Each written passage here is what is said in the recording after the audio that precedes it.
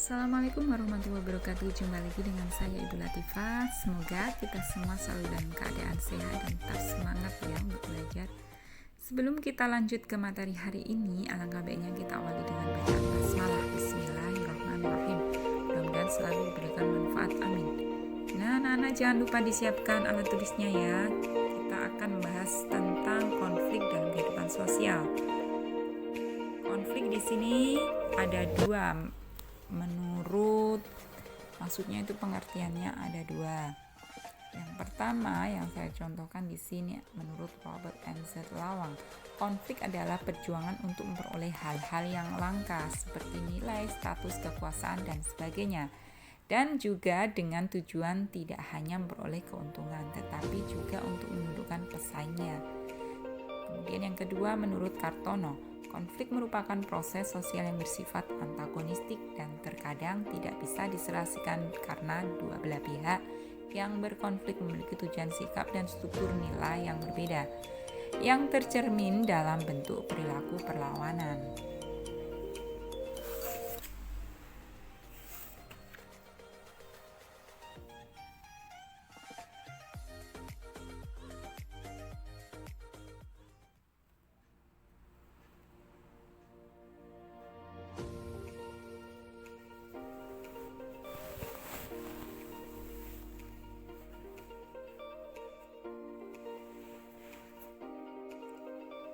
Untuk contohnya di sini ada 3 contoh konflik ya. Konflik antar teman di sekolah.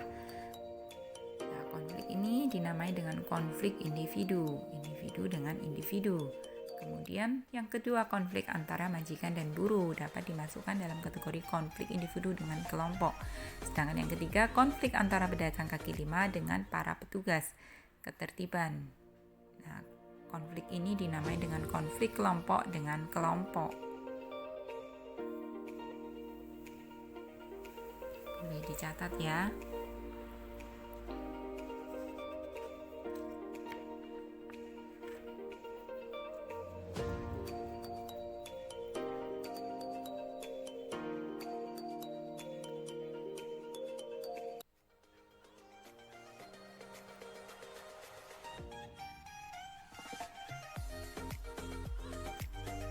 Kemudian ada faktor-faktor penyebab konflik sosial. Ada 4. Yang pertama perbedaan individu. Nah, setiap individu memiliki perbedaan yang unik ya biasanya. Contohnya perbedaan itu berasal dari orang tua, suku, ras. Nah, manusia itu dilahirkan dari individu yang berbeda.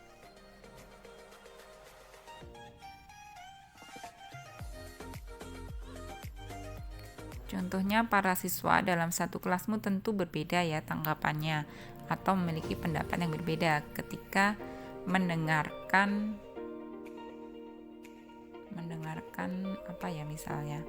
mendengarkan musik kali ya.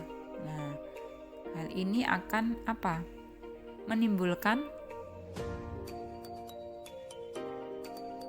perbedaan pendapat. Ada yang merasa terganggu, ada yang merasa nyaman-nyaman saja dengan mendengarkan musik. Nah, hal ini kan tentu berbeda. Kemudian yang kedua, perbedaan latar belakang kebudayaan. Orang dibesarkan dalam lingkungan kebudayaan yang berbeda-beda biasanya ya. Kemudian dipertemukan pada satu lingkungan. Nah, hal tersebut pada satu lingkungan tersebut sehingga setiap individu akan berontak ketika menemui perbedaan-perbedaan dengan individu yang lain. Mereka menganggap kita harus sama, kita harus seragam, padahal kita tentu memiliki banyak perbedaan. Kemudian faktor yang ketiga yaitu perbedaan kepentingan. Setiap individu dan kelompok memiliki kepentingan yang berbeda pula. Nah, hal tersebut biasanya memicu konflik. Kemudian ini ada akibat-akibat konflik. Yang pertama, meningkatnya solidaritas sesama anggota kelompok.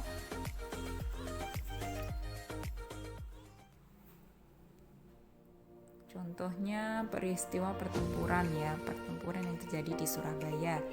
Itu kan para kelompok yang berbeda agama, suku, dan juga organisasi politik itu kan bersatu melawan Inggris. Nah, itu dinamakan solidaritas sesama anggota kelompok. Kemudian yang kedua, retaknya hubungan antar individu atau kelompok.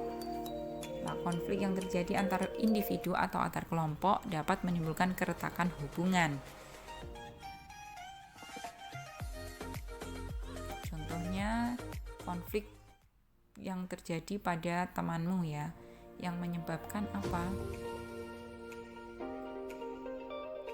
Hubungan kamu dengan temanmu tidak baik Kemudian contoh yang ketiga, akibat dari konflik yang ketiga ini terjadinya perubahan kepribadian para individu. Ketika kamu mengalami konflik dengan temanmu, contohnya gini kamu mengalami konflik dengan temanmu, otomatis kepribadianmu atau sikapmu dengan temanmu itu berbeda dan juga sebaliknya sikap temanmu juga berbeda. Biasanya senyum-senyum karena ada konflik batin mungkin akhirnya kamu ketemu biasa aja, malah tidak menyapa, mungkin seperti itu. Kemudian rusaknya harta benda dan bahkan hilangnya nyawa manusia. Harus kita hindari dan jangan sampai pernah terjadi ketika kita mengalami konflik dengan teman dan bisa menyebabkan konflik yang pada akhirnya itu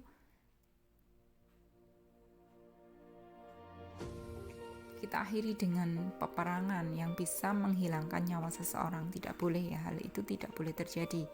Kita harus memperbaiki konflik apa yang bisa kita baiki hubungan kita dengan teman kita kita tidak boleh egois, kita harus mengalah.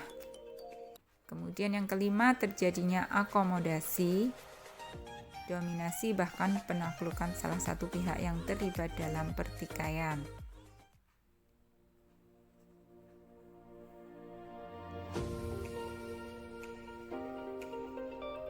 Kemudian ini ada beberapa cara untuk menangani konflik. Yang pertama, menghindar. Nah, biasanya orang-orang itu yang tidak ingin masuk dalam konflik itu lebih baik menghindar saja, menghindar dari masalah itu, tidak mau ikut campur. Biasanya seperti itu. Karena apa? Menghindar itu salah satu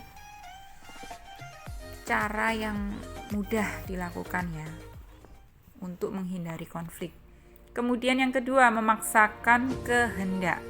Terkadang kita itu tidak bisa menjadi manusia yang egois. Kita harus mengalah. Kita harus mengalah. Demi apa? Demi menyudahi konflik yang terjadi. Nah, kita harus memaksakan kehendak teman kita kalau memang itu baik untuk agar tidak terjadi konflik lagi kita harus mengalah, kita harus memaksakan kehendak teman kita bagaimana maunya. Jika itu baik nggak apa-apa. Kemudian yang ketiga, menyesuaikan keinginan kepada orang lain. Nah, ini hampir sama dengan memaksakan kehendak.